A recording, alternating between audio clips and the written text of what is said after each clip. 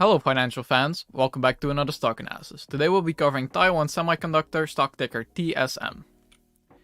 TSM is a multinational semiconductor manufacturing company that specializes in the design and production of advanced microchips and electronic components.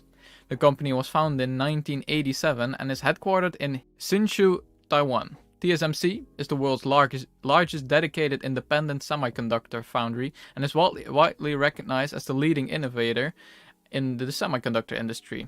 The company's primary business is the manufacturing of integrated circuits for a wide range of applications, including smartphones, computers, servers, automotive systems, and more. TSMC uses advanced process technologies to create smaller, faster, and more powerful that enable the latest technological advances in the industry. The company's mission is to enable its customers to design and manufacture the most advanced and innovative electronic components in the world by providing them with leading-edge manufacturing capabilities, superior technical expertise, and high-quality services.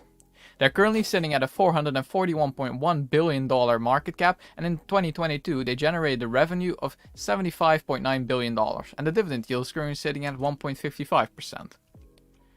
51% of their revenue comes from products made for smartphones, 31% from high-power computing, 7% from Internet of Things, 3% from automotive, 4% from direct computing, and the remaining 4% from other various products.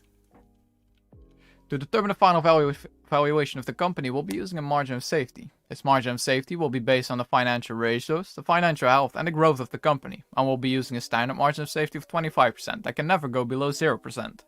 The margin of safety can either increase or decrease by the ratios that we're going to look at in just a moment, and the severity that the margin of safety will increase or decrease by will be determined by using a scale. When we're using 4 colors in a scale, bright red will mean a 5% increase, orange will mean no change, light green will mean a 5% deduction, and bright green will mean a 10% deduction from a margin of safety. When we're using 3 colors, bright red will mean a 5% increase, orange will mean no change, and bright green will mean a 5% deduction. The first two metrics that we'll be looking at are the EBIT growth and the margin growth. The EBIT has gone up, going from 210 billion new Taiwan dollar in 2013 to 1.1 trillion new Taiwan dollar in 2022. The average growth in EBIT was 22.7%, meaning a 10% deduction from a margin of safety. The margin has also gone up, going from 35% in 2013 to 49.5% in 2022. The average margin growth was 4.3%, meaning another deduction from a margin of safety, this time by 5%. The next two ratios are the dividend growth and the payout ratio. The dividends have gone up, going from 40 cents a share annually in 2013 to $1.84 a share annually in 2022. The average dividend growth was 20.5%, meaning a 10% deduction from a margin of safety. This with a payout ratio of 35.7%, meaning no change in a margin of safety. The final metrics that we're going to be looking at are the debt to EBITDA and return on invested capital. To get a debt to EBITDA ratio, we have to take the debt of the company, subtract the cash from it, and divide it by the EBITDA. Out of this we get the amount of EBITDA it takes for the company to pay off all of their debts. Looking at the graph, you can see that the cash is bigger than the debt position, meaning that Taiwan Semiconductor can pay off all of their debts with the cash they have on hand. In this case, that's a 0% debt to EBITDA ratio because TSMC has no net debt, which is a 5% deduction from a margin of safety.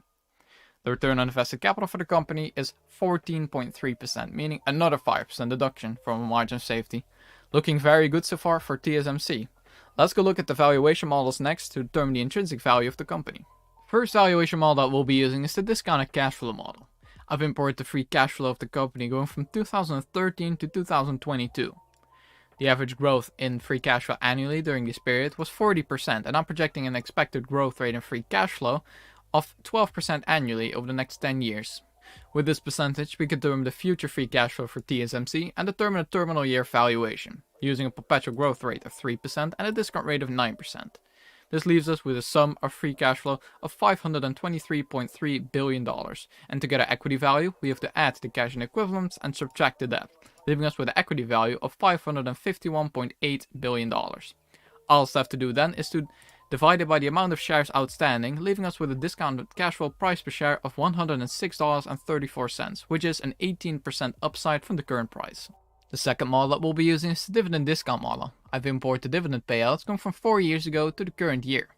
The average growth rate in dividends during this period was 11.68%, and I'm projecting an expected growth rate in dividends for the future dividend payouts for TSMC of 6.5%. I will once again be using a discount rate of 9% in this valuation. And this leaves us with a price per share of $78.38, which is a 13% downside from the current price. The third model that we'll be using is the Graham's revised valuation formula. In this model, we'll be looking at the earnings per share that TSMC is generating, the growth rate estimate projected by Wall Street, and the current yield of AAA corporate bonds. And we go by the theory that the PE of a company with no growth is always 7. And this leaves us a fair value of $142.56, which is a 58% upside from this model. The fourth model that we use is the multiple valuation. In this model, we look at similar companies to TSMC, look at their stock price and their earnings per share. This way we can determine the average PE multiple in the industry, which in this case is 14.51. All that's left to do to get a fair value is to multiply it by the amount of earnings per share that TSMC is generating, which in this case is $6.48 a share, leaving us with a fair value of $94.03, which is a 4.37% upside from the current price. And the last model that we'll be using is the mean reversion theory.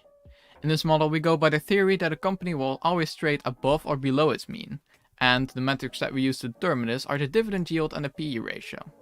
The average dividend yield of the past 5 years has been 2.71%, and the current yield is 1.96%. This means on this metric, it is currently overvalued. Looking at the PE ratio, the average PE ratio of the past 5 years was 20.75, and the current PE ratio is a lot cheaper at 13.9, meaning that it's undervalued in this metric. Then out of this model we get a fair value of $99.82, which is a 10.8% upside from the current price. If you want access to all of the models that I use in my videos, you can head to my Patreon that I leave in the description. Anyways, getting that out of the way, let's go look at the final overview of our valuation models next. Looking at our final overview, we've imported the discounted cash flow, discounted dividend, Graham's valuation, the multiple valuation, and the mean reversion theory price per share, giving us an average of $104.23 a share.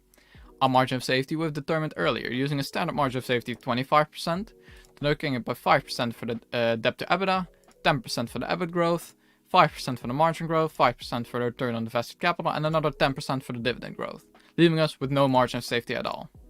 This gives us the same fair value as the average out of all of the models, which is from the current price of $90.10, it's a 15.68% upside from the current price. So in this case, it would indicate a buy. If there's any other companies that you would like to see me cover on this channel, please let me know in the comments, and thanks for watching.